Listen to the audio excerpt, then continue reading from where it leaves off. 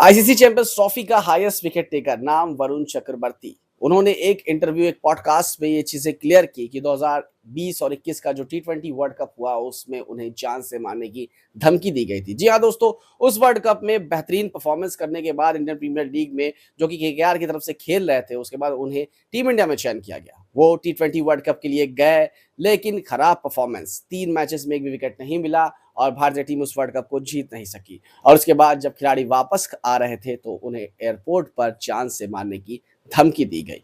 उसके बाद वो डिप्रेशन में चले गए। अगले 3 सालों तक भारतीय टीम में उनका चयन नहीं हुआ। फाइनली उनका फिर से चयन हुआ और उन्होंने वो करके दिखाया जो अभी तक करंट में भारत का कोई गेंदबाज नहीं कर पा रहा है। नाम वरुण चक्रवर्ती है। इंग्लैंड दौरे में सबसे ज्यादा विकेट लिए और उसके बाद चैंपियंस ट्रॉफी में भारत की तरफ से हाईएस्ट विकेट टेकर। हालांकि दूसरे स्पॉट पे मोहम्मद शामी थे, लेकिन चक्रवर्ती का जो पुराना रिकॉर्ड रहा है दोस्तों, वो कहीं ना कहीं बहुत सही नहीं रहा है, क्योंकि उनके साथ बहुत कुछ हुआ जिसकी वजह से वो बहुत ज़्यादा परेशान रहे। उनके करियर में भी उन्होंने बहुत सारी ऊंच नीच का सामना किया दोस्तों। 26 साल की उम्र में दोस्तों उन्होंने क्रिकेट खेलना शुरू किया था। मतलब उन्हें जो अच्छा लेवल मिला वो 26 साल की उम्र में मिला। उससे पहले वो नौकरी कर रहे थे। 29 अगस्त 1991 में तमिलनाडु में इनका जन्म हुआ था दोस्तों। चेन्नई के सेंट पैट्रिक स्कूल में इनकी पढ़ाई हुई। उसके बाद स्कूल में ही टेनिस बॉल क्रिकेट खेलते थे। स्टेट लेवल पर सिलेक्शन नहीं हुआ तो क्रिकेट छोड़ दिया था। और उसके बाद साल 2012 में एसआरएम यूनिवर्सिटी तमिलनाडु से आर्किटेक्चर के लिए ग्रेजुएट हुए और उसके बाद आर्किटेक्चर के लिए 2 साल उन्होंने काम भी किया और 26 साल की उम्र में उन्होंने दोबारा क्रिकेट स्टार्ट किया। उससे पहले उन्होंने क्रिकेट के सारे गुण अपना लिए थे दोस्तों। वो स्पिनर नहीं बनना चाहते थे। सबसे पहले वो एक बल्लेबाज बनना चाहते थे, लेकिन बल्लेबाजी में कुछ रंग नहीं दिखा। उसके बाद फिर उन्होंने फास्ट गेंदबाज बनने का प्लान किया कि एक बार मैं फास्ट बॉलर बन के देखता हूँ, क्या पता मैं इसमें कुछ अच्छा कर लूँ।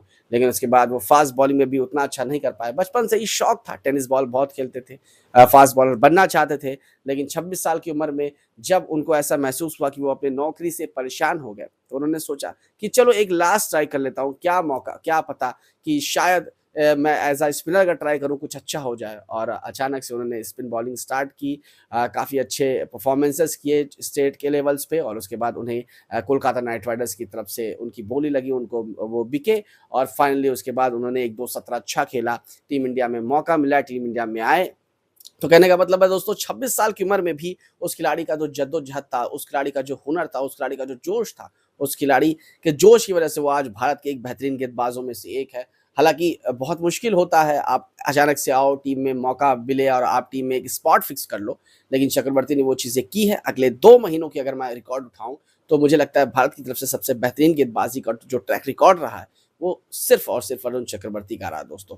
तो एक बेहतरीन जिस तरह से उनका पास्ट रहा है, उस हिसाब से एक डिप्रेस्ड पास्ट, 3 साल तक डिप्रेशन में थे, उसके बाद वापसी की और टीम इंडिया में सिलेक्टेड थे, लेकिन उसके बाद 3 साल तक बाहर थे, फिर से टीम इंडिया में आए और इस तरह का कमबैक किया। तो ऐसे खिलाड़ियों के लिए एक सैल्यूट बनता है और करंट में भारत के अच्छे गेंदबाज है, अभी अच्छा कर रहे हैं, आईपीएल सामने है। लेट्स सी आगे वो और कौन कौन से भारत के लिए कारनामे करेंगे।